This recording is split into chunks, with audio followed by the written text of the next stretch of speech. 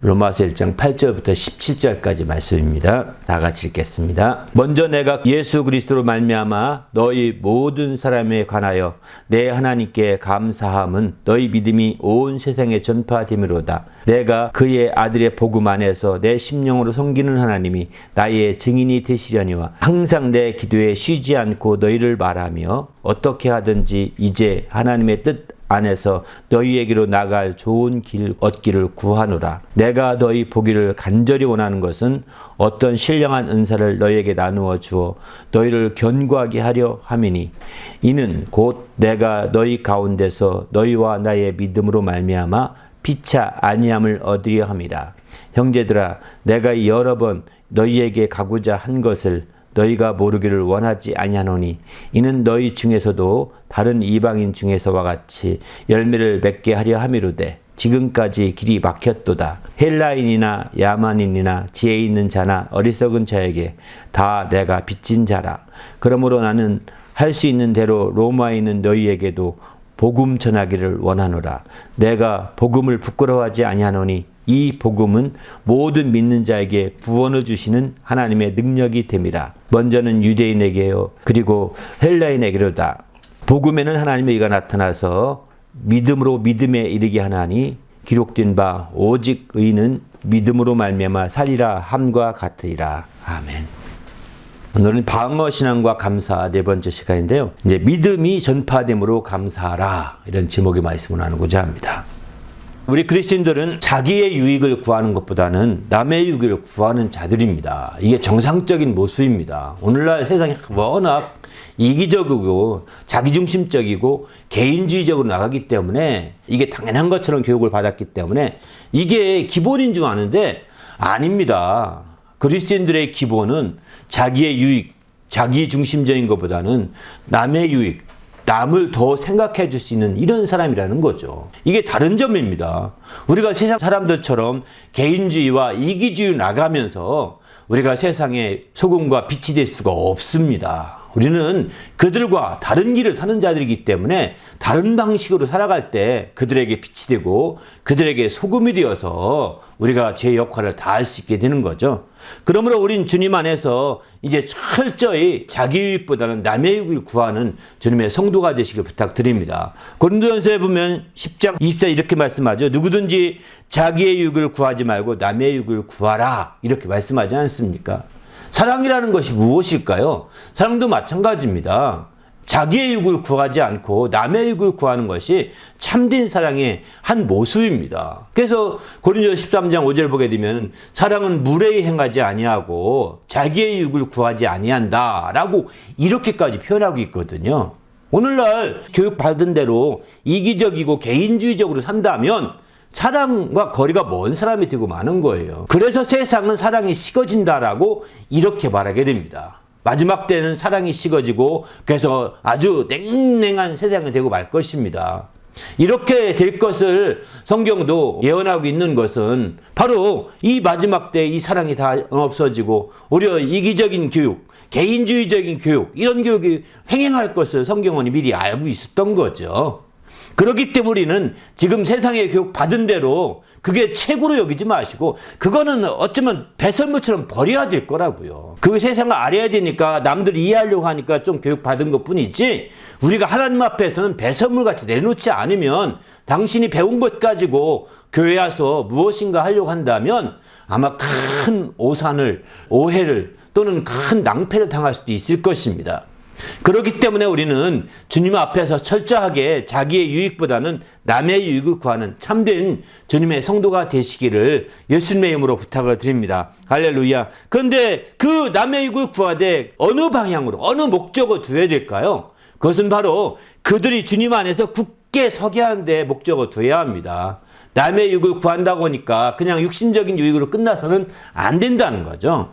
육신적인 유익이 끝나지 말고 그들이 주님 안에 굳게 서고 굳게 세워지도록 이게 그들의 유익을 구하는 거죠. 우리가 그들에게 아무리 빵을 주어도 복음을 증거할 수 없다면, 아무리 그들에게 빵을 주어도 그들에게 정말 주의 참된 진리로 인도하지 못한다면 진정으로 그에게 귀한 유익을 주지 못한 거예요. 아쉽죠. 안타까운 거죠.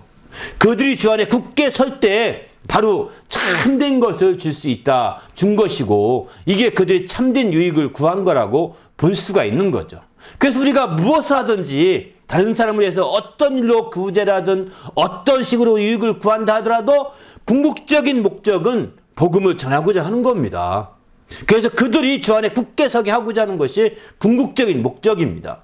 바로 그래서 사도 바울은 데살로니가전서 3장 8절을 말씀하죠. 너희가 주 안에 굳게 선즉 우리가 이제는 살리라 이렇게 말합니다. 바로 데살로니가 교회에 복음을 증거하고 그 교회 성도들이 굳게 선 것을 알고서 드디어 내가 살게 됐다. 드디어 한숨을 놓게 된 거죠. 그 고민과 어려움 가운데 노심초사하던 그런 마음을 내려놓게 되어서 드디어 내가 편하게 숨 쉴 수 있게 됐다라고 말하는 겁니다. 그만큼 사도 바울은 데살로니가 교회 성도들이 굳게 서도록 그들의 유익을 구하는 일에 최선을 다하였음을 보여주고 있는 거죠. 그래서 그들을 통해서 이제 정말 그들이 주 안에 바로 서기를 간절히 원했던 겁니다. 데살로니가 3장 6절 7절에 보게 되면은 이렇게 말합니다. 그들이 이제 굳게 섰다는 걸 어떻게 알았냐면 디모데를 통해서 그걸 알게 됐거든요. 디모데가 와서 데살로니가 교회에서 늘 굳게 서도록 기도하고 막 노심초사하면서 있었었는데 디모데가 와서 그들의 상황을 소개해주고 전해주면서 6절에 이제 그 소식을 듣고 너무 기뻤습니다. 너무 기뻐서 이렇게 역사해 주신 하나님께 어떻게 감사할지 모르겠다고 심지어 이렇게까지 말합니다. 그래서 이렇게 말하면서 7절에 보게 되면 그건 이렇게 말하죠. 이제 그 모든 어려움 가운데서 이렇게 우리를 간절하게 보기 원했을 때 우리 하나님 모든 환난과 궁핍 가운데서 너희로 말미암아 큰 위로를 받았다라고 이렇게 말하고 있습니다. 그러니 하나님께 더욱더 감사할 수밖에 없는 거죠. 바로 그들이 굳게 선 것으로 큰 위로를 받았다는. 여기 보면 모든 궁핍과 환난 가운데서 너희 믿음으로 내가 위로를 받았다라고 이렇게 표현하고 있습니다. 그만큼 우리는 이제 어떤 상황이 되더라도 이렇게 우리가 믿음으로 말미암아 그들이 정말 굳게 세우고 그들의 유익을 구하는 그것이 우리가 행복해지는 길이라는 거예요. 한마디로 말해서 이제 우리가 살았다는 것은 내가 드디어 행복하게 되었다라고 하는 표현인 거죠. 바로 남의 유익을 구하는 자가 행복해지는 지름길입니다. 자기 유익을 구해보십시오. 그 행복은 일시적일 것입니다. 그러나 남의 행복을 구하면 더 큰 행복으로 밀려오고 더 오래 행복이 지속될 수 있거든요. 그래서 성경은 자기의 유익보다는 남의 유익을 구하고 자기의 행복보다도 남의 행복을 먼저 구하는 자가 될 것을 권고하고 있는 거죠. 그래서 그들이 주님 안에서 굳게 서서 행복해질 때 그게 바로 우리가 행복해지는 지름길이라고 데살로니가 전서에서 우리에게 가르쳐주고 있는 대표적인 말씀입니다. 이런 차원에서 볼 때 우리는 주님 안에서 정말 주님의 모든 기쁨, 그들이 굳게 서서 기뻐하는 것을 보게 되는 거죠. 9절에 특별히 보면 여기는 하나님 앞에 너희로 말미암아 모든 기쁨으로 기뻐하니 너희를 위하여 능히 어떤 감사를 하나님께 보답할까 모르겠다는 거예요. 심지어 이렇게까지 표현하고 있습니다. 정말 감사한 일인 거죠. 정말 그들이 잘된 것이 내가 아니라 그들이 잘되고 남들이 잘된 것이 참으로 감사한 일인 거예요. 그런 감사가 우리가 넘칠 때 참으로 이제 하나님을 기쁘시게 할 수 있는 거죠. 그래서 데살로니가 3장 10절은 이렇게 표현합니다. 너희 얼굴을 보고 너희 믿음이 부족한 것을 보충하려고 내가 더욱더 힘썼다, 강구했다라고 이렇게 주야로 강구했다라고 말하고 있습니다. 그런 감사함으로 인해요 더욱더 기도해주고 더욱더 정말 그들의 연약함이 보충되어서 더 행복해지기를 소망하고 있음을 보여주고 있습니다. 그만큼 우리는 남의 유익을 구하는 것이 얼마나 큰 행복의 지름길인지를 잘 보여주고 있는 거죠. 그 행복의 지름길을 나갈 때 때로는 우리가 주야로 간구하면서 수고하고 애쓸지 모르겠지만 그게 바로 행복의 길이었다고 사도 바울은 말하고 있는 겁니다. 우리 자신도 이런 행복한 주의 귀한 성도가 되시길 부탁드립니다. 할렐루야. 그래서 우리가 이렇게 자기보다 남을 챙기는 이런 신앙, 자기보다 남을 돌아보는 이런 신앙이 바로 우리의 방어 신앙의 핵심입니다. 자기만 지키면 자기 유익을 구하고 자기만 지키고 자기만 챙기면 도망가게 됩니다. 방어하지 않고요. 자기 목숨 하나 지키려고 몰래 빠져버리고 도망가고요. 숨고요. 쉬고요. 편한 일 다 찾습니다. 우리의 방어 신앙은 자기보다는 남을 챙길 수 있는 자가 돼야 되는 거죠. 자기 유익보다 남의 유익을 구하고 그리고 자기 행복보다 남의 행복을 생각하는 자가 될 때 우리 모두가 행복해지는 지름길이고 모두가 마침내 방황함으로 성공해서 행복해질 수 있는 거죠. 우리 모두도 이런 행복해지는 성도가 되시기를 예수님의 이름으로 부탁을 드립니다. 할렐루야. 바로 이 데살로니가 교회, 지금까지 말씀드린 데살로니가 교회는 바울이 직접 가서 개척했고 바울이 복음을 전해서 함께 했던 그런 곳이었습니다.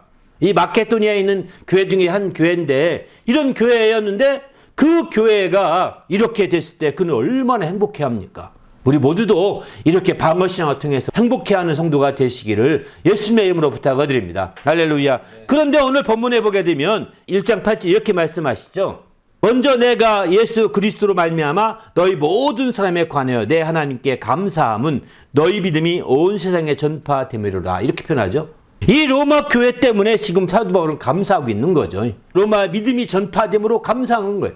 로마에서 믿음이 전파됨으로 내가 참으로 감사한다. 그렇습니다. 오늘 제목은 믿음이 전파됨으로 감사하라. 이런 제목의 말씀입니다. 그것은 이제 1장 8절에서 제목 말씀을 잡은 건데요. 바로 자기 믿음이 전파됨으로 감사하는 건 너무나 당연한 겁니다. 자기 믿음이 전파되고 증거되었을 때 당연한 거죠. 자기 믿음이 전파돼서 이적이 나타났습니다. 자기 믿음이 전파되어 믿음을 따라서 놀라운 능력과 큰 역사를 이루게 되었습니다. 감사하지 말아도 감사하죠. 그런데 문제는 자기 믿음이 아니라 이제 다른 사람의 믿음이 전파되는 것을 감사하고 있는 거예요. 이렇게 표현하지. 너희 믿음이 전파됨으로 내가 감사한다라고 내 하나님께 감사하는 거죠. 물론 너희의 믿음이 주신 하나님도 내 하나님이고 너희 하나님이고 같은 하나님이시죠. 그래서 내 하나님께 감사한다는 건 그 하나님께 감사하는 건 똑같긴 하지만 그러나 자기가 수고하지 않았습니다. 자기가 애쓰지 않았습니다. 자기가 믿음을 전하지 않았습니다. 그럼에도 불구하고 그 자기가 상관없는 그 지역에서 자기가 관계가 없는 그 지역에서 복음이 전파되어서 그 믿음이 전파되어 가는 걸 보면서 참으로 감사한다는 것. 이것은 단순하게 남의 유익을 구한 것과 좀 더 한 차원 더 승화된 단계라고 볼 수 있는 거죠. 그냥 나와 관련이 있고 나와 직접적인 연관이 있는 사람, 그들의 남이 아니라 나와 관련이 없고 나와 상관이 없다 하더라도 바로 나와 직접 연관이 없다 하더라도 멀리 떨어져 있다 하더라도 그들을 인하여서도 감사할 수 있어야 된다는 거죠. 사실은 남의 유익을 구한다는 것은 그들의 유익까지도 구할 수 있어야 된다는 것을 성경은 말씀하고 있는 거고 오늘 본문의 사도 바울은 바로 그런 예를 얘기하고 있는 겁니다. 그저 단순하게 내가 복음을 전폐해서 데살로니가에 살아서 날 감사한다. 이게 아닙니다. 이 로마 교회는 사도 바울이 간 적이 없었습니다. 13절 말씀하는 대로 사도 바울이 여러 번 가려고 했었습니다. 당시 로마가 가장 큰 중심 도시였기 때문에 가려고 애썼지만 갈 길이 막혔다라고 13절에 말하잖아요. 본문에 보면. 그만큼 갈 길이 막혀서 갈 수 없을 만큼 사도 바울은 로마 교회의 복음 전하는 것과는 거리가 멀었습니다. 반면에 그는 발칸반도, 그리스가 있는 발칸반도까지는 복음을 전했습니다. 거기에는 아가야와 더 나아가서는 마케도니아 지방까지 복음 전했죠. 아가야의 대표적인 교회가 어떤 교회냐면 고린도 교회입니다. 반면에 마케도니아의 대표적인 교회가 아까 조금 전에 언급했던 데살로니가 교회 또는 이제 빌립보 교회, 이런 교회들이 대표적인 교회입니다. 그런 마케도니아나 아가야 지방에서 복음을 전해서 편만히 증거해서 더 이상 갈 수가 없을, 더 이상 필요 없을 만큼 됐다는 겁니다. 그래서 이제 로마서 그 15장에서는 그렇게 표현합니다. 거기는 이미 복음이 전거졌기 때문에 더 이상 갈 필요가 없다는 거죠. 그래서 15장 23절 보게 되면은 이런 말씀을 하지. 이제는 이 지방이 일할 곳이 없고, 이렇게 표현합니다. 이 지방에 일할 곳이 없다는 거예요. 15장에 보면. 그때 이 지방이 어디냐면 마케도니아나 아가야입니다. 이미 복음이 편만하게 증거됐기 때문에 할 것이 없다. 이렇게까지 말하고 있는 거죠. 그 앞서서 표현하게 되면 로마서 15장 22절까지 보게 되면 이렇게 말씀합니다. 18절 19절 한번 읽어드릴게요. 그리스도께서 이방인들을 순종하게 하기 위하여 나를 통하여 역사하신 것 외에는 내가 감히 말하지 아니하노라. 그 일은 말과 행위로 또 표적과 기사의 능력으로 성령의 능력으로 이루어졌으며 그리하여 내가 예루살렘으로부터 두루 행하여 일루리곤까지 그리스도의 복음을 편만하게 전하였노라. 여기서 일루리곤은 발칸반도 끝쪽의 어떤 한 도시라고 합니다. 지금의 이제 그리스 땅을 넘어서 그 넘어 몬테네그로 또 크로아티아 이런 지방에 있는 땅이었던 것 같습니다. 그런 지역 발칸반도는 완전히 편만하게 복음이 일루리곤까지 됐다는 거죠. 그러나 이제 그래서 그 다음은 어디냐? 그 다음에 가고자 한 곳이 어디냐면 로마였다라고 그는 이렇게 여기서 표현하고 있습니다. 그래서 로마를 여러 번 가려고 기도했는데 갈 수가 없게 되었다라고 13절에 이렇게 말씀하고 있는 거죠. 막혔다는 거예요. 갈 수가 없게 되었다. 그래서 이제 더구나 자기는 로마서 15장 20절 이하에 쭉 보면 내가 그리스도의 이름을 부르는 곳에는 복음을 전하지 않기로 힘써서 이는 남의 터 위에 건축하지 아니하려 함이라 이렇게 표현하죠. 그러니까 남의 터 위에 건축하지 않으려고 이제 주의 이름을 부르는 곳에는 가지 않기로 했는데 로마는 이미 부르고 있더라는 거예요.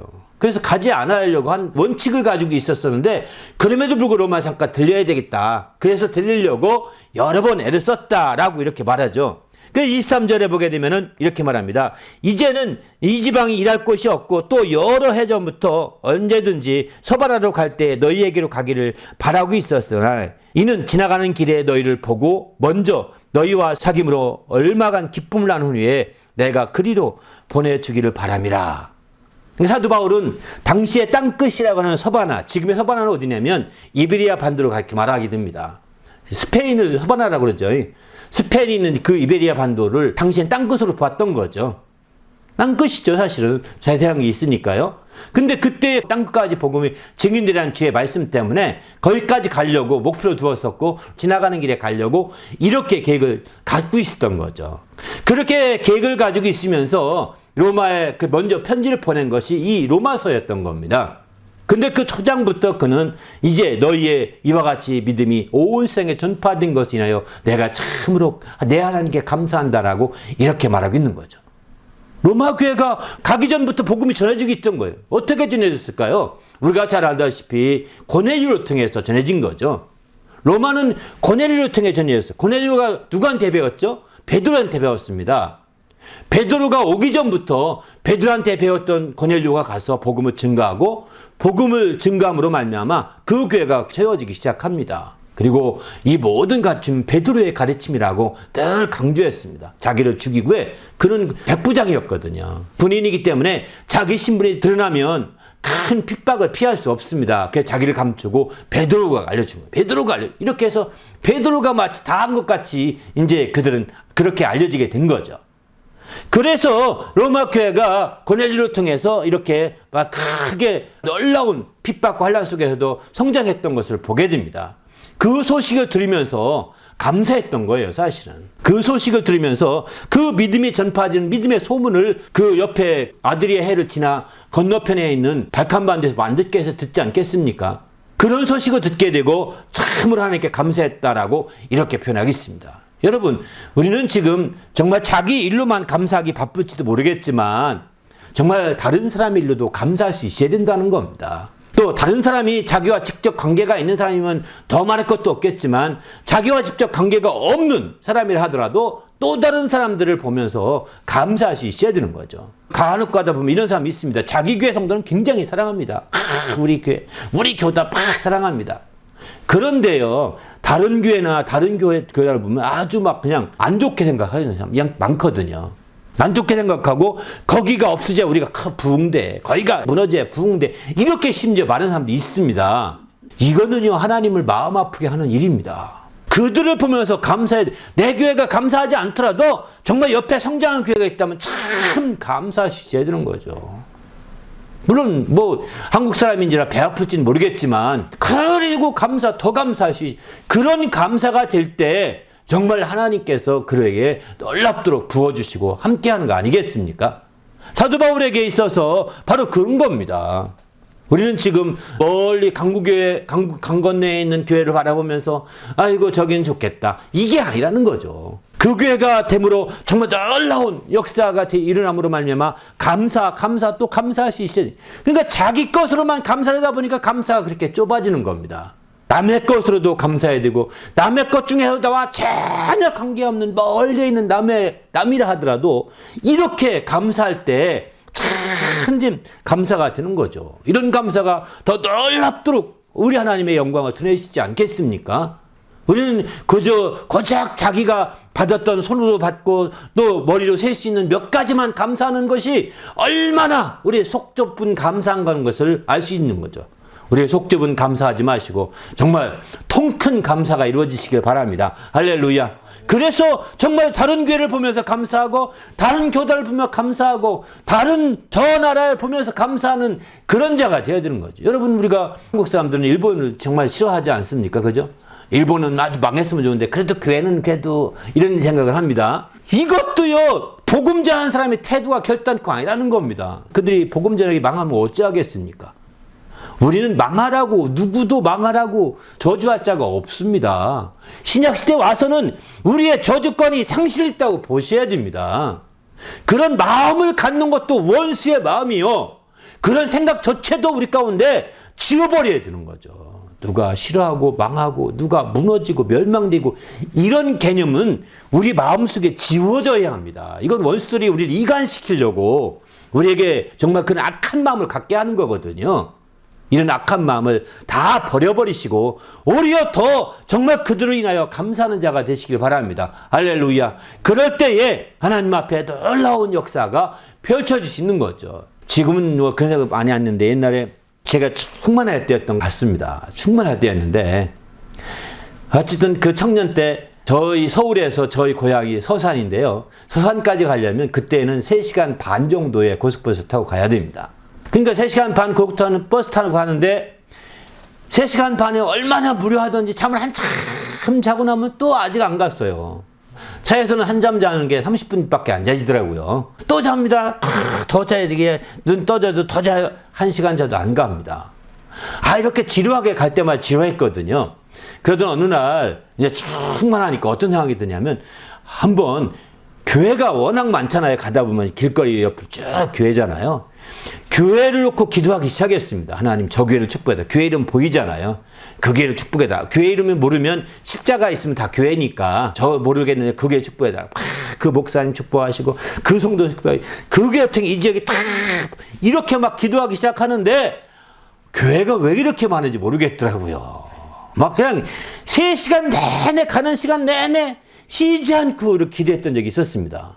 그랬더니 막 충만해지더라고요. 더 충만해지더라고요. 그날 저는 이제 시골은 저 운산면인데 운산면이라서 이제 거기서 걸어가야 됩니다. 한 40분, 50분. 걸어서 이제 가는데 그때만 해도 걸어 40분, 50분 걸어서 저 시골촌으로 가는데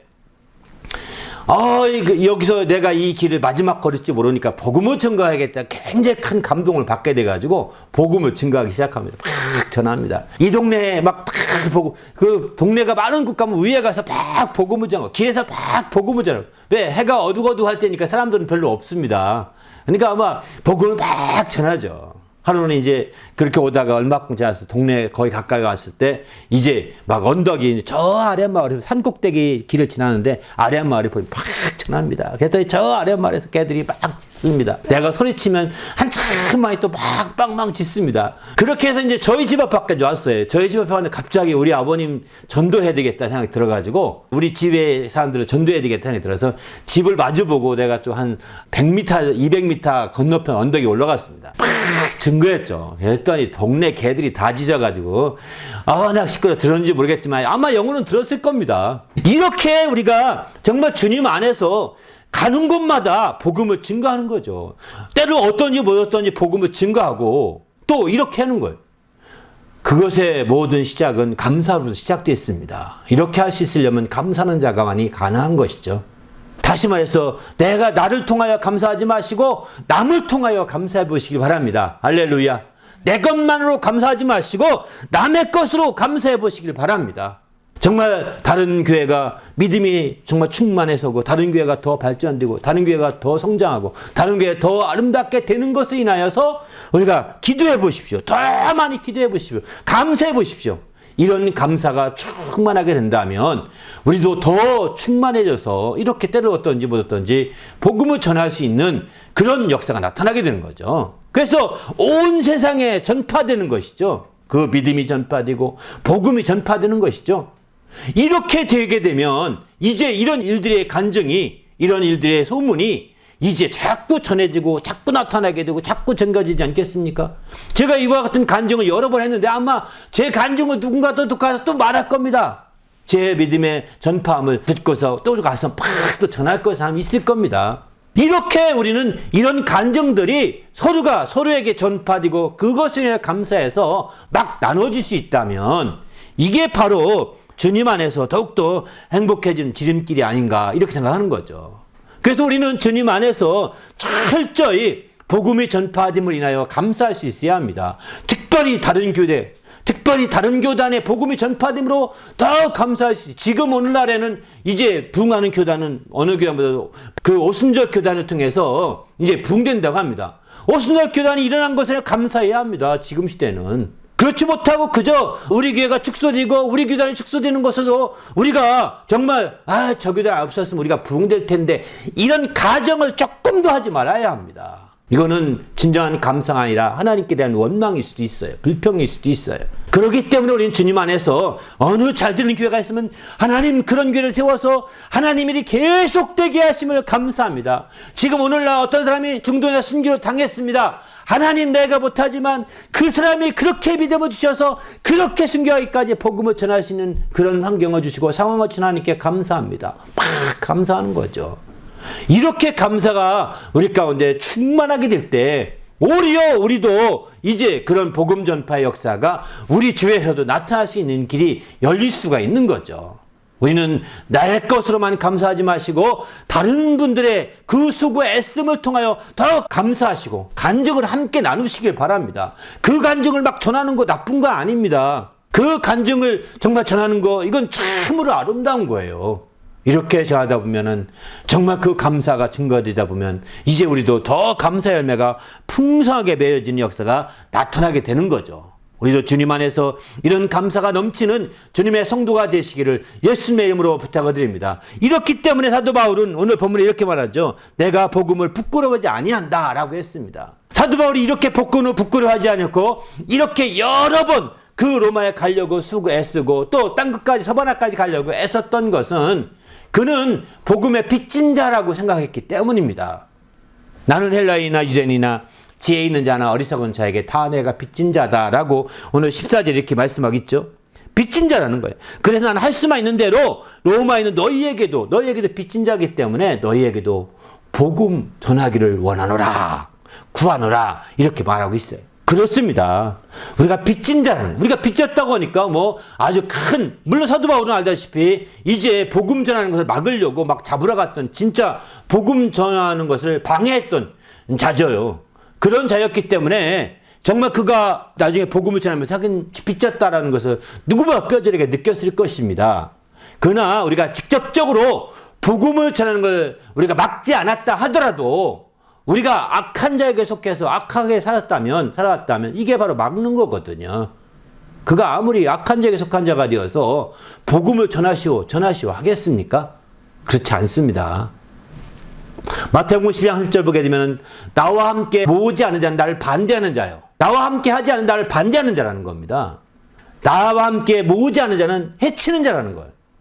바로 내가 정말 주님 편에 들어있지 않는 이상은 정말 그 복음을 핍박하는 자요. 복음의 빚진 자가 되는 거예요.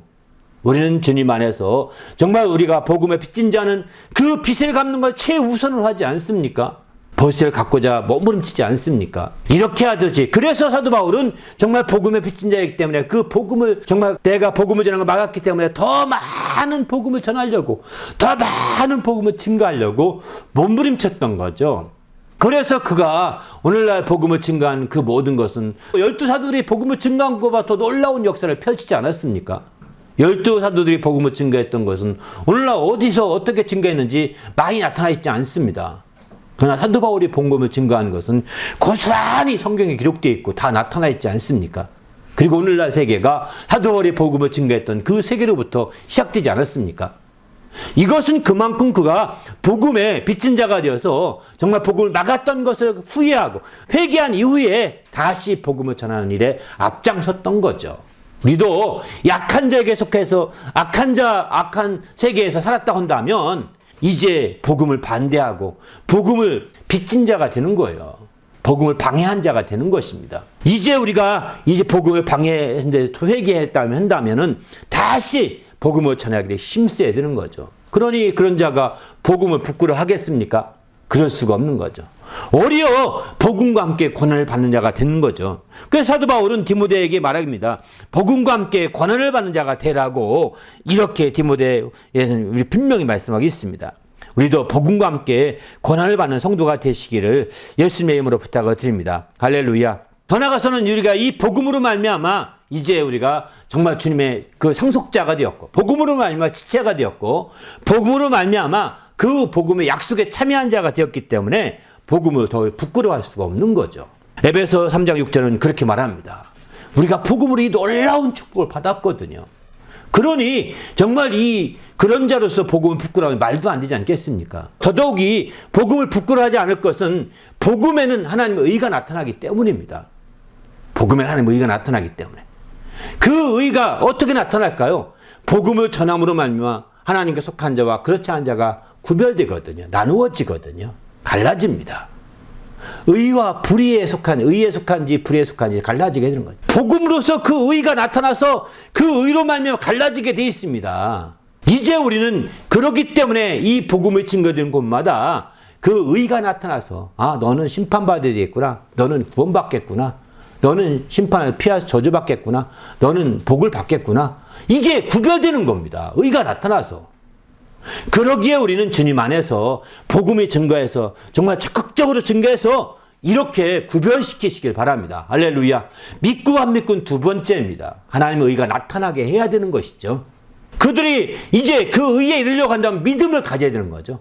이제 우리가 행함으로 의를 얻는 것이 아니라 믿음으로 의롭다면 얻어 의를 얻는 것이기 때문에 믿음을 갖도록 만들어주는 거죠. 그래서 믿음을 전파하여서 믿음을 전파하는 것이 바로 복음이거든요. 이 복음을 전파함으로 말미암아 이제 그들이 참 온전히 감사할 수 있는 성도가 되시기를 예수님의 이름으로 축원합니다. 할렐루야. 우리가 적극적으로 이제 복음이 전파되고 또 믿음이 전파되어서 그들이 참으로 하나님의 의에 속한 자가 되어 하나님 앞에 감사와 영광을 돌릴 수 있는 이런 삶으로 나가야 되지 않겠습니까? 이것이 바로 이런 감사가 자기의 복음의 의로 감사하는 건 말할 것도 없거니와 나와 가까이 있는 성도들, 나와 가까이 있는 가족들의 믿음의 의로 말미암아 감사도 더 말할 것도 없고, 더 나아가서 나와 관계가 없고 나와 상관이 없는 자들의 믿음의 의로 인하여서 감사하시셔야 되는 거죠. 그럴 때 마침내 우리가 놀라운 승리할 수 있게 됩니다. 우리 모두도 이제 남의 믿음의 남의 믿음이 전파되면, 남들의 믿음이 전파됨으로 정말 잘 되는 것을 기뻐하고 함께 감사하고 또 함께 감사하는 성도가 되시길 바랍니다. 이렇게만 될 수 있다면 우리는 우리의 신앙을 능히 방어할 수 있습니다. 마지막 때 악한 제 어떤 괴계 앞에서도 능히 방어하고 함께 우리가 똘똘 뭉칠 수 있을 것입니다. 교회를 초월하고 또 교단을 초월해서 정말 믿는 크리스찬들이 똘똘 뭉쳐서 우리 신앙을 방어하여서 마침내 정말 하나님의 이름을 높이는 일에 우리가 앞장설 수 있게 되는 거죠. 우리 모두도 이렇게 나의 믿음으로 믿음 전파로 감사하는 것뿐만 아니라 또 가까운 사람의 믿음 전파로 감사하는 것뿐만 아니라 나와 상관이 없는 사람일지라도 그들의 믿음 전파함으로 더욱더 감사해서, 이렇게 말하면 감사가 이루 말할 수 없는 거죠. 아마 여러분 오늘 하루 지나가는 곳곳마다 보는 교회가 있다면 그 교회 때문에 감사해 보시길 바랍니다. 그 교회로 인하여 참으로 감사해 보시면 당신이 집에 갈 때, 1시간 지나가 집에 갔을 때 정말 기쁨이 충만할 것이고 막 충만한 역사를 느끼게 될 것입니다. 우리 모두도 이렇게 정말 감사함으로 믿음이 전파됨으로 감사해서 도약하시는 성도가 되시길 예수의 이름으로 부탁을 드립니다. 할렐루야. 함께 기도하겠습니다. 하나님, 내가 철저히 믿음이 전파됨으로 나의 믿음과 남의 믿음이 함께 전파됨으로 정말 감사하는 자가 되어서 우리 믿음이 도약할 수 있도록 방어신앙을 성공할 수 있도록 합심해서 기도하겠습니다.